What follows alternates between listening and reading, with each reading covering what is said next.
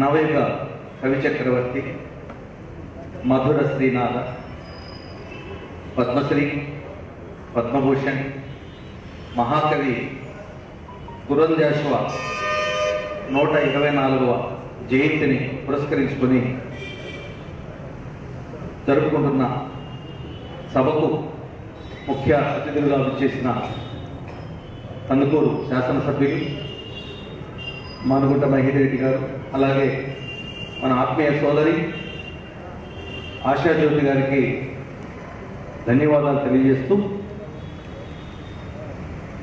మహాకవి పురంజాషువా గారి గురించి 5 నిమిషాలు 10 నిమిషాలు మాట్లాడడం అంటే మహాసముద్రాన్ని మనం కబులించుకున్నట్టే, ఒక పర్వతాన్ని మనం ఆలింగనం చేసుకున్నట్టే.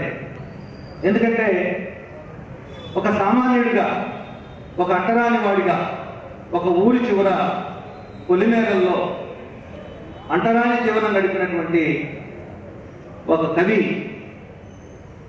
పెరిగి పెద్దవాడై భారతదేశ మూలాలలోకి, ఇతర భాషల్లోకి తన కవిత్వాన్ని తర్జుమా చేసుకునే స్థాయికి ఎదిగేదంటే దాని వెనక ఎంత కష్టం ఉందో మనం అర్థం చేసుకోవాల్సిన అవసరం ఉంది. ఆయన కవిత్వాన్ని చదవడం అంటే మనం మోరల్ వాల్యూస్ని మనం ఆలింగనం చేసుకోవడమే.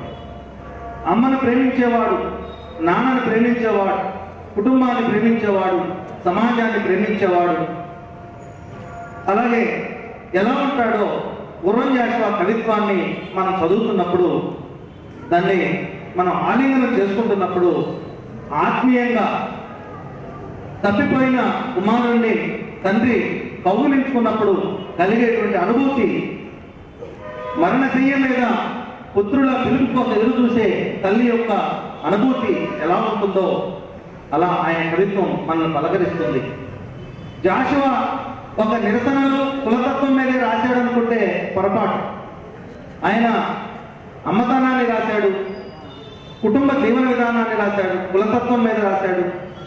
మీరు చూసినట్టయితే చాలా కొత్తగా ప్రపంచ ప్రసిద్ధి చెందినటువంటి రచయితల్లో మనకి వాట్స్వర్త్ గుర్తొస్తాడు.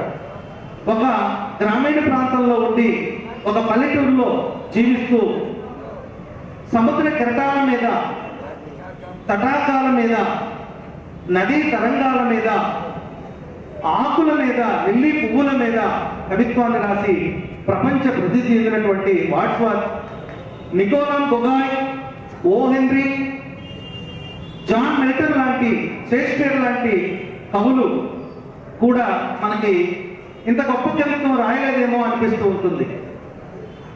మనం వెన్నెల తుఫాను పెను చీకటి కాకుల ఎగిరిపోయే అంట.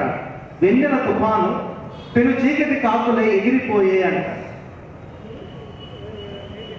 వేద చతుష్టయంబు ప్రభవించిన వ్యాసుని దివ్యవాణిలో మాదిగలుందురా అని అగ్రవర్ణాలకు సెటైర్ వేస్తాడు.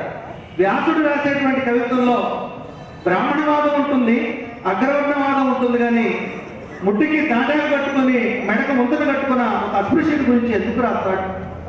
అందుకే మహాకవి పురంజాషువా తెలుగు సాహిత్యంలో రాకముందు మీరు కథలు చూస్తే అనగనగా ఒక ఊర్లో ఒక రాజు ఉన్నాడట, అనగనగా ఒక ఊర్లో ఒక బ్రాహ్మణుడు ఉన్నాడట అనే రోజులు పోయి, అనగనగా ఒక ఊర్లో ఒక దళితుడు ఉన్నాడట, అనగనగా ఒక ఊర్లో ఒక అస్పృశ్యుడు ఉన్నాడట అని చెప్పే స్థాయికి మహాకవి పురంజాషువా తీసుకురాగలిగాడు. అందుకే ఆయన అరుంధతి సుతుణ్ణి కథానాయకుడిగా తీసుకుని కపిలాన్ని సృష్టించాడు. ఆయన కవిత్వంలో మనం చూసినట్టయితే, ఆయన సాహిత్యంలో మన లోతుల్లోకి వెళ్ళిపోయినట్టయితే కపిలాన్ని ఎందుకు సాదృశ్యంగా తీసుకున్నాడు?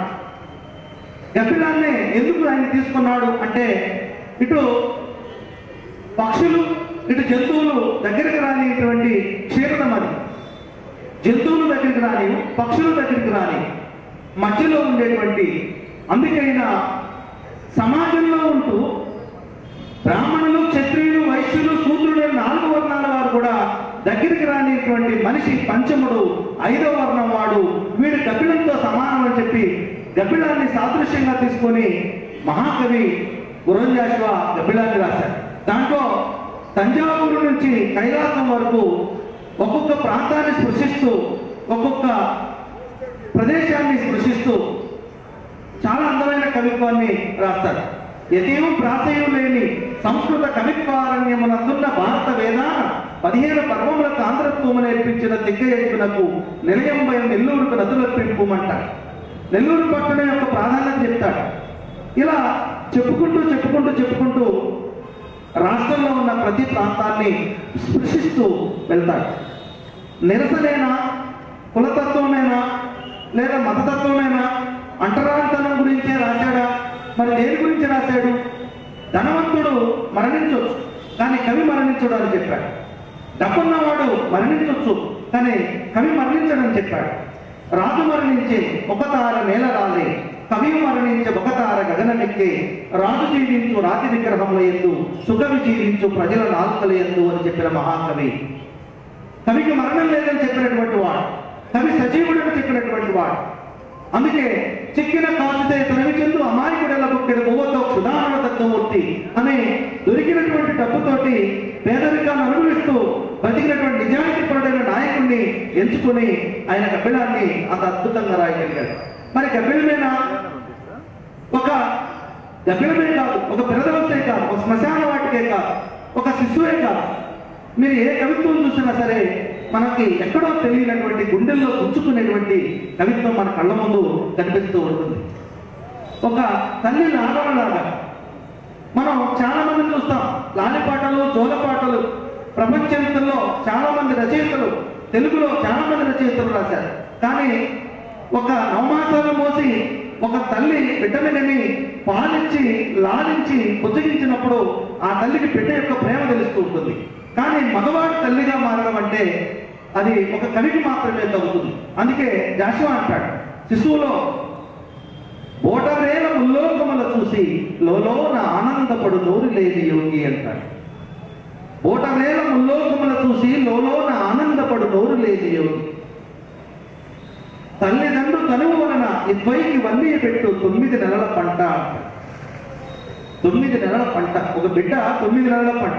భాషరాదు ఒట్టి పాలు మాత్రమే కాదు, భాషరాదు ఒట్టి పాలు మాత్రమే కాదు, నిదురపోవు లేచి నిలువలేదు, ఇతని దేశమో గాని మొన్ననే నేలకు మలిచినాడు, నడక నేర్చిన పిదప నడగవలియు ఏ పని మీద భూమికి ఎగినాడు అంటాడు. ఏ పని మీద వచ్చాడు? ఒక పసివాడి దగ్గరికి వెళ్ళి మనం అలాంటి మాటలు వినడానికి, రాయడానికి కూడా గట్స్ ఉండాలి. వడగాడ్పున జీవితమైతే వెన్నెల నా కవిత్వం అన్నాడు. ఇంకా ఒక అడుగు ముందుకేసి నా కవిత్వం మన రత్నములు కలవు, వాడిని ప్రకటించి చూపెట్టేవాడు లేడు అన్నాడు. ఛాలెంజ్ విసిరాడు. రాష్ట్రంలో ఉన్న కవులకి, కళాకారులకి నా కవిత్వంలో రత్నాలు ఉన్నాయి, చేతనైతే ఎవరైనా చదివి వినిపించి ప్రజలకి తెలియజేయండి అనేటువంటి భాషని, నా కవిత్వమున రత్నములు కలవు, వాడిని ప్రకటించి చూపెట్టేవాడు లేడు. అంటే ఒక రచయితకి ఎంత ధిక్కార స్వరం, తనకు చెప్పేటువంటి మాటల్లో, తన భాషలో, తన కవిత్వంలో, తన విధానంలో ఏ కులమైతే ఏ అంటరాని వాడి దగ్గరికి రాకూడదని వినుకొండ గ్రామం విలేసిందో, ఈరోజు మీరు పేపర్లు చూస్తే గుంటూరు జిల్లాకి వినుకొండలో పుట్టినటువంటి జాషువా పేరు పెట్టాలని మేధావులు ఈరోజు కోరుకుంటా ఉన్నారు. ఏ ఊరైతే నిషేధించిందో, ఏ జాతి అయితే నిషేధించిందో, ఏ వ్యక్తులైతే నిషేధించారో ఆ వ్యక్తులే ఈరోజు మా జాషువా పుట్టిన జిల్లా అని గౌరవంగా చెప్పుకునే స్థాయికి ఎదిగినటువంటి మహాకవి గుర్రం జాషువాని మనం స్మరించుకోవడం ఇంతకన్నా మరొక సదావకాశం లేదని నా అభిప్రాయం. ఎంతో మంది కవులు పుట్టారు, ఎంతో మంది కవులు మరణించారు. రోజులు పెరిగే కొద్దీ, సంవత్సరాలు పెరిగే కొద్దీ, జయంతోత్సవాలు అలాగే వర్ధంతులు జరిగేటువంటి ఏకైక కవిగా ఈరోజు మహాకవి గుర్రం జాషువా నిలవగలిగాడంటే దానికి కారణం ఏంటంటే తన కవిత్వం, తన కవిత్వం, తన కవిత్వం, సమాజాన్ని స్పృశించిన కవిత్వం, సమాజాన్ని చైతన్యవంతం చేసిన కవిత్వం, సమాజాన్ని మార్పు కోసం జబ్బతెరిచి సమాజాన్ని ఛాలెంజ్ విసిరినటువంటి కవిత్వం జాషువా రాశాడు. అందుకే ఆయన కవిత్వాన్ని ఎవరంత తేలిగ్గా చదవలేరు, ఎంత తేలిగ్గా సమాధానాలు చెప్పలేరు. అందుకే జాషువా చెప్పినటువంటి కవిత్వంలో ఎక్కడ మనం ప్రియురాలి అంగాంగ వర్ణన చేసిన ప్రబంధ కవులను చూసాం, ప్రకృతి వర్ణన చూసిన భావ కవులను చూసాం. కానీ మనం చూసినట్టయితే శ్మశానాన్ని కవితా వస్తువు తీసుకున్న ఏకైక వ్యక్తి ప్రపంచంలో మరొక వ్యక్తి లేనే లేదు. శ్మశానాన్ని కూడా కవిత్వంగా తీసుకోవచ్చు అని చెప్పినటువంటి వాడు. శ్రీశ్రీ మహాకవి శ్రీశ్రీ మనం తాజ్మహల్ నిర్మాణానికి రాళ్ళెత్తిన కూలీలెవరు, ప్రభుత్వ పల్లకి కాడో ఇది మోసిన పోయిలెవడో అని తాజ్మహల్ గొప్పగా చెప్తే జాషువా ఏమన్నాడంటే కన్నీరు ఘనీభవిస్తే తాజ్మహల్ అయ్యింది అన్నాడు. కన్నీరు ఘనీభవిస్తే తాజ్మహల్ అయ్యింది అన్నాడు. ఆయన ఆవేశంగా చెప్తే ఈయన హృదయంలో కూర్చేలా చెప్పాడు.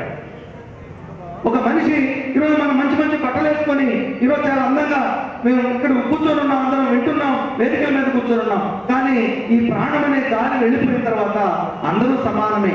రాజొక చోట బంటుక చోట దానము చేయి పుణ్యస్థలం ఇది.